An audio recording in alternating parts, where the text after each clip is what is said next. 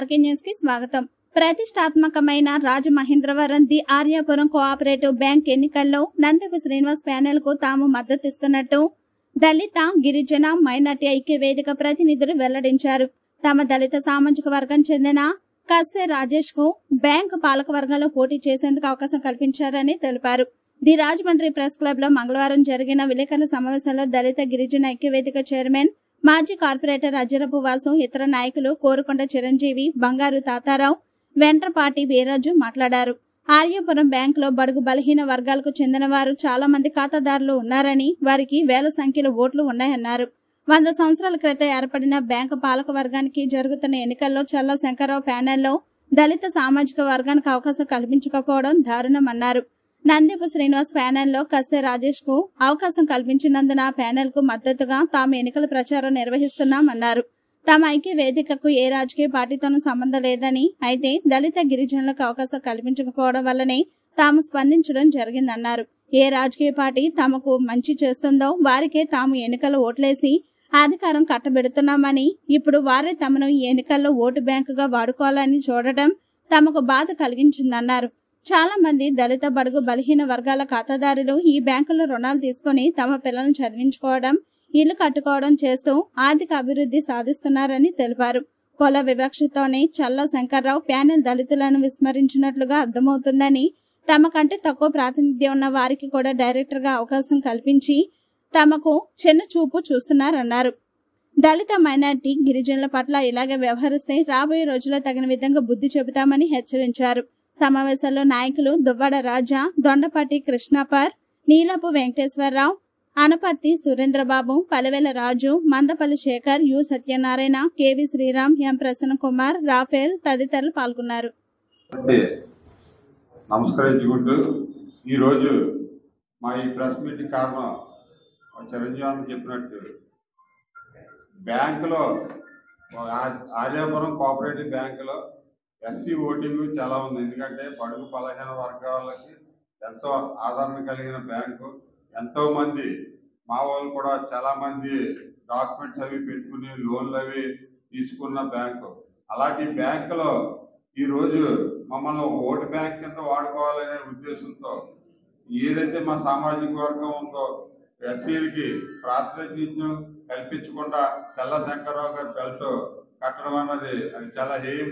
ఎందుకంటే ఎక్కువ పర్సంటేజ్ ఉన్న ఎస్సీల్ని ఓన్లీ కుల వివక్షతో తొక్కేరే తప్ప మాకంటే తక్కువ ఇది ఉన్న తక్కువ ప్రాధాన్యత ఉన్న కులాలకి అక్కడ ప్రాధాన్యత ఇచ్చారు.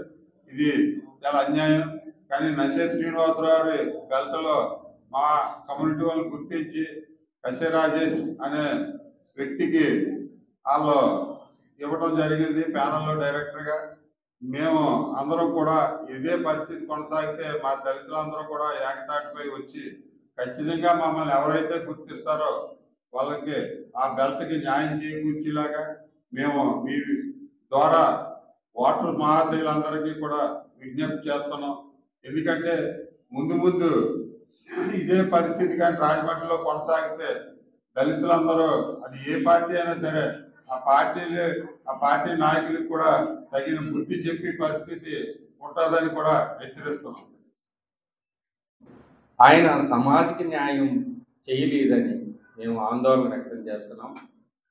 ఎందుకంటే ఆ బ్యాంకులో సభ్యత్వం తీసుకున్న వాళ్ళందరూ కూడా ఎస్సీ సామాజిక వర్గం కూడా చాలా ఓట్లు ఉన్నాయి. వాళ్ళు కూడా మాకు న్యాయం జరగలేదు, మా ప్రతినిధి లేరు అని చాలా ఆందోళన చెందుతున్నాం. కాబట్టి వాళ్ళు న్యాయం చేయలేదు. కానీ వేరే బెల్ట్ వారు మాత్రం కస్సే రాజేష్ అనే వ్యక్తికి ఇవ్వటం జరిగింది. మేము ఆనందపడుతున్నాం. వారికి కూడా మేము పూర్తి మద్దతు ఇవ్వడం జరుగుతుంది. ఎందుకంటే మాకు ఏ పార్టీకి మేము అతిథులు కావు. ఎందుకంటే మాకు అందరూ న్యాయం చేస్తారనే ఉద్దేశంతో మేము బడుగు బలహీన వర్గాలు ఎప్పుడు కూడా ఏది మంచి చేస్తుందో దాన్ని అధికారంలో తీసుకురావడం కూడా మా ఓట్ల ద్వారానే జరుగుతున్నాయి. కానీ అధికారం వచ్చిన వెంటనే ఈ ఎస్సీ ఎస్టీ మైనార్టీని తొక్కడం జరుగుతుంది. చాలా విచారకరం. దయించి మాకు న్యాయం చేస్తారని మేము ఉద్దేశంతో మేము పెట్టడం జరిగింది. ఇక్కడ ఉన్న వాళ్ళందరూ కూడా సమాజ న్యాయం ద్వారా అందరూ వచ్చారు.